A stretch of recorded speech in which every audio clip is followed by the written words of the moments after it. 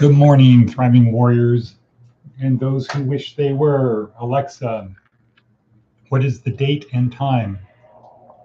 The time is 6:25 a.m. Enjoy your morning, Edward. Alexa, what is the date? It's Thursday, May 26th. Okay, great. So we're starting a little bit late, but that's because I was finishing putting the final touches on the new Mark Rowland Positive Psychology book, which was a compilation of all of the positive psychology contributions he's made over the last 2 years into Res Geste and then Thriving Warrior. And so what we are doing is, as part of our publishing, is to go back to people who have contributed for a long time, compile their stuff, create a separate book for that, and then promote that. So I was finishing the cover for Mark Rowland's book, and that's kind of cool.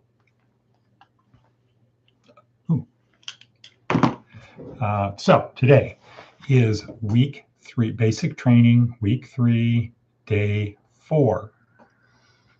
This is David Phillips talking about the story before the story. I am not really going to spend a lot of time talking about days 1, 2, and 3, other than to say David Logan.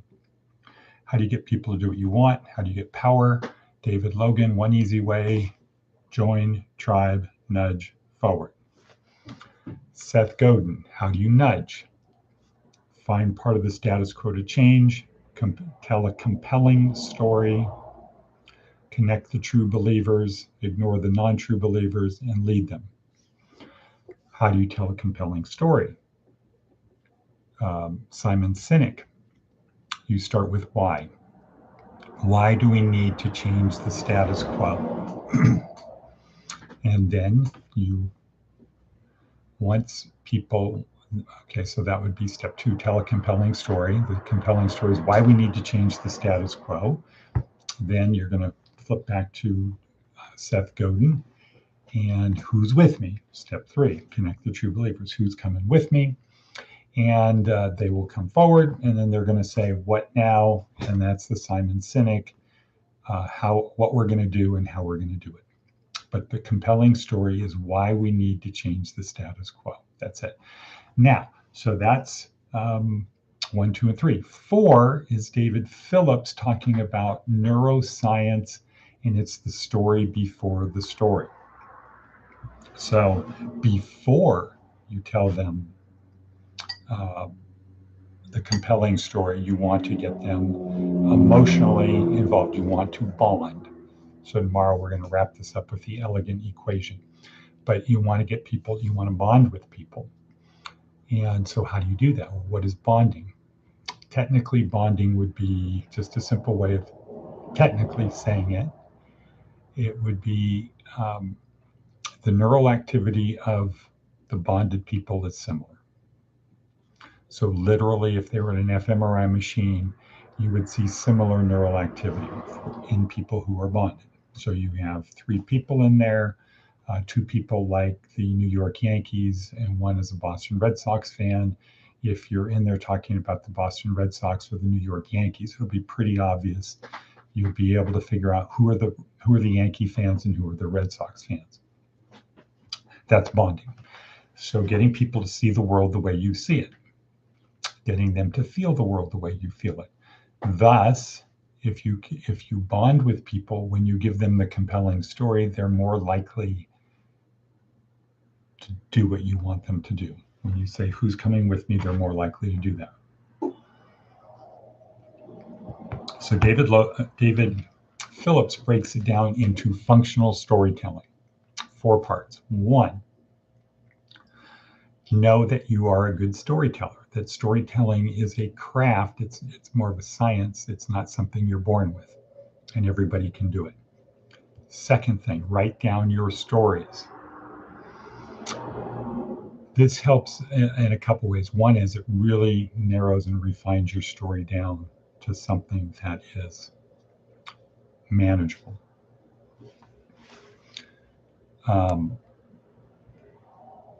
3, uh,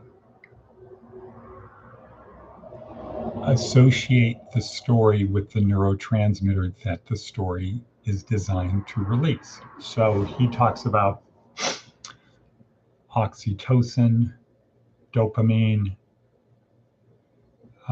cortisol, and endorphins. Those are the four he talks about. Just as an example, the ones we use are endorphins, dopamine, serotonin, oxytocin, and cortisol are the main ones we focus on. Testosterone too, a little bit, but those 4, 5. EDSO with cortisol. So David Logan basically says your story is going to release neurotransmitters. It's going to make people feel something. So figure out, okay, this story is going to release endorphins. This one's going to release dopamine. This one's going to release serotonin. This one's going to release oxytocin. So you figure out before you do the compelling, before you tell your compelling story, you want to get people to bond with you. And the bonding, once they bond with you, you want to then give the compelling story. So when you say, who's coming with me, you get the people you want to come with you. So know you're a good storyteller. Write down your stories. Associate the stories with the neurotransmitters. This story is this neurotransmitter.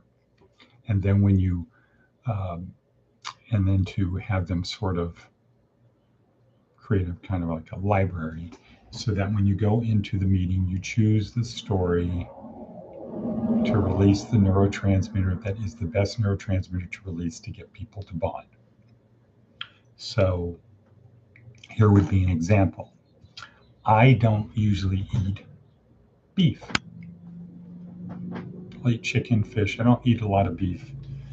And I don't eat pork, but that's out of professional courtesy to the pigs. So, but sometimes on special occasions, I do eat beef. And recently, my daughter graduated from college from Carnegie Mellon.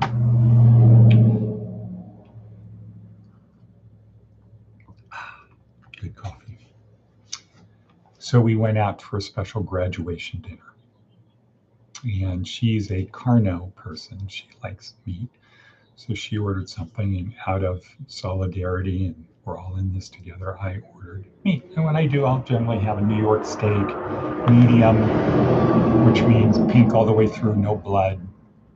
I like peppercorns on the top, baked potato, sour cream, chives, butter, no bacon, but have that broccoli with sauce on the side. And so we're there, and as the waiter comes over, I notice that his thumb is on my steak. And I say, hey, why is your thumb on my steak?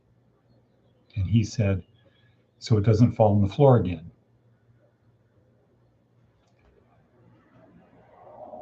That's an example of the story before the story, because you take people through it. So if we break that down, when I start talking about the steak, I'm describing the steak. And so that should be releasing dopamine in you. For people who like steak, I'm talking about the steak and the peppercorns, and it's pink all the way through, no blood. So you can picture that, and that might get a little ghrelin going in your system. Then I talk about the baked potato and the butter and the sour cream and the chives. And I talk about the broccoli and the sauce on the broccoli. So that gets you up.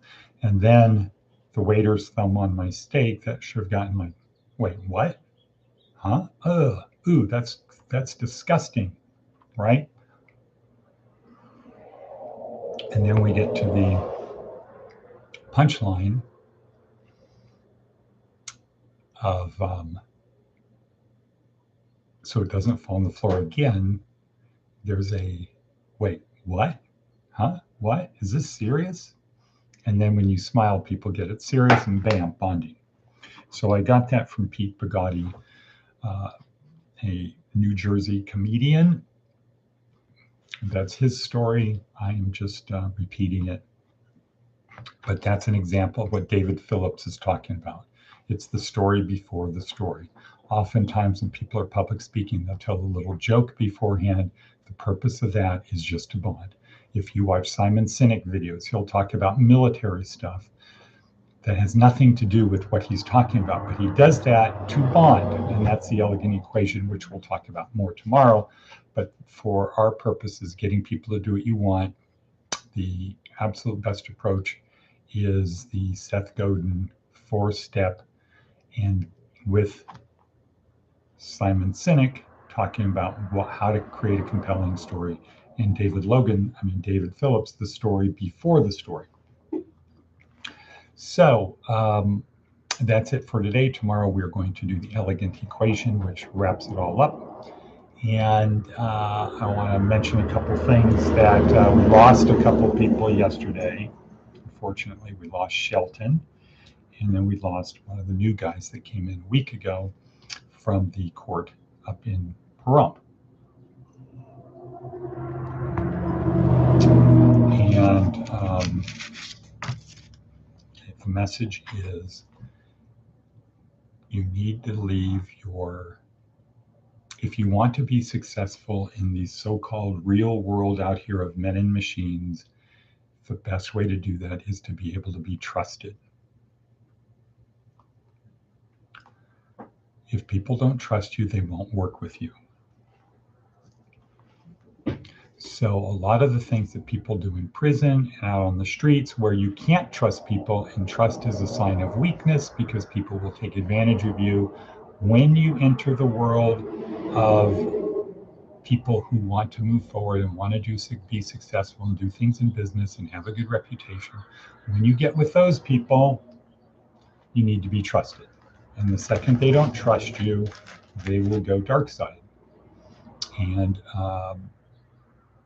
depending upon what part of the country they're from, they'll use different tactics. So it could be to berate you and belittle you and criticize you in the effort, bully you in the effort of, if you want me to stop doing that, you need to do what I want you to do. Other parts of the country, it's okay, there's a problem, let's fix the problem. Let's come to a solution that works for both of us because your problem is becoming my problem and I don't like having problems, so let's figure out a solution to the problem. And then there's 1,000 other variations in that. What wasn't good about the leaving of one of our people yesterday was the kind of like, I'm just going to leave. Yeah, I know I owe you money. I know I'm paying in arrears. I just want to get packed up and out of here before anybody notices I'm gone. And then the problem is, oops, that plan didn't work out because people just happened to show up. Nobody, of course, said anything. Nobody said, hey, we got a problem here. This person is leaving because he's not happy. Why don't we try to solve the problem? And the person didn't do it. So what I would say, a common trait I have observed of the type of people we have is when the things go bad, they ditch, take off, instead of facing the music and being willing to discuss, talk about a solution that works. They disappear, they quit, they ghost. Not a good strategy, because when your reputation catches up with you, it will be not good. On the other hand,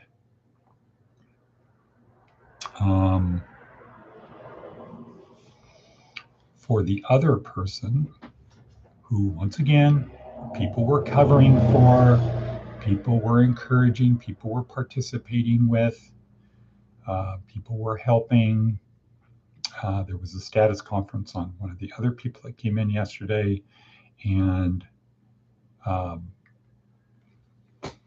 he was released to our care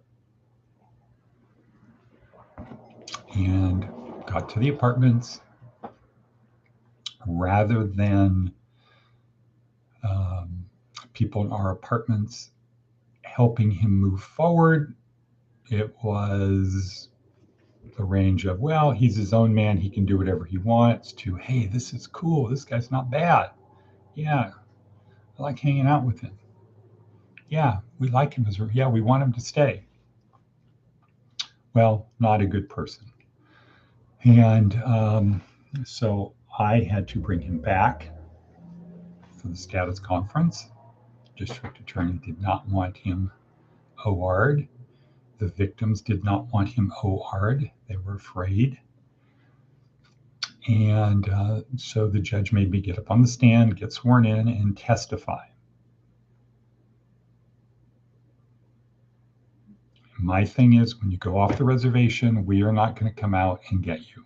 If you voluntarily leave the reservation, we are not going to send the cavalry out to get you and save you and bring you back. If you come back, that's okay. That's a different story. But we are not going to go get you. And this guy went off the reservation. And so I got a letter from the assistant deputy district attorney, one of them here in Nye County. Said, it was nice to meet you today. Thanks for being a hero. Your courageous testimony about this person made a world of difference for the victims. They have been living in fear since his release last Friday. The relief that they have tonight is undeniable. Et cetera, et cetera, et cetera. And so, guys, you got to do the right thing. And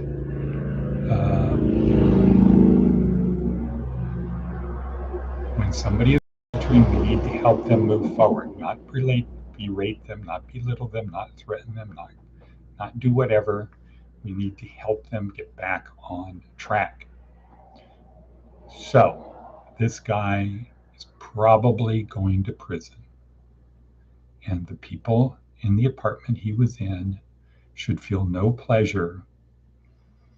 The people who felt he was not a bad guy, he was kind of a cool dude, liked hanging out with him, liked smoking a little reefer, like doing whatever, should feel they are partially responsible for this person going to prison because he had an opportunity, one last opportunity, to turn it around, to start going down the path of being a trustworthy person and get stable, meaningful, and livable wage employment.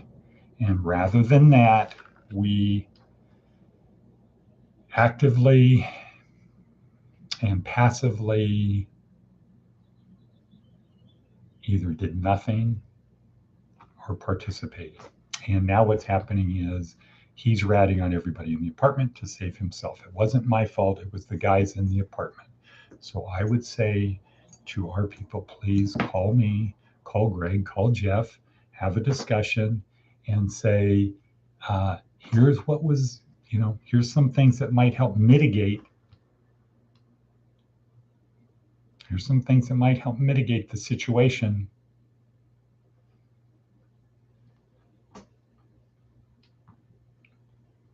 Because he knows the situation he's in, and he's going to throw anybody under the bus he can to save himself. So any discussions, it's likely that the district attorney's office in Nye County is going to interview the people in the apartments. How did he get a phone? Who helped him get the phone? Where did he get the money? Who gave him the money? Etc. So, guys, we're here to help move people from point A to point B. You need to help us help you, or not. But if you want to move forward, if you are tired of the life that you're living, this is what we need you to do. So my apologies, this has gone to 19 minutes. Boom. Yesterday was the only easy day. Give it a little bit more today. I will be in Las Vegas today around 10 showing apartments. And so I will be available if anybody wants to meet for lunch. Happy to do so. And with that, I will say cut. Oh, yeah, and Jeannie's up here with Carl. So that's kind of cool. And cut.